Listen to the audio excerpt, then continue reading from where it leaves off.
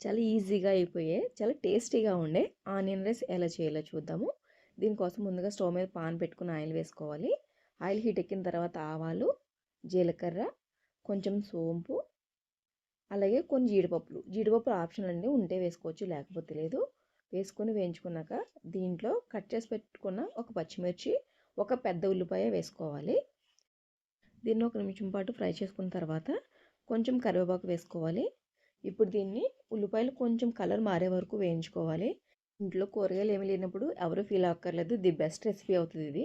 ఇప్పుడు దీంట్లో కొంచెం పసుపు, కొంచెం ధనియాల పొడి, కొంచెం కారం, కొంచెం గరం మసాలా, అలాగే సరిపడగా సాల్ట్ వేసుకొని ఒకసారి కలుపుకోవాలి. దీన్ని 2 నిమిషాల పాటు ఫ్రై చేసుకుంటే సరిపోతుంది. ఇది పిల్లల లంచ్ బాక్స్కి ది బెస్ట్ రైస్ అవుతుంది.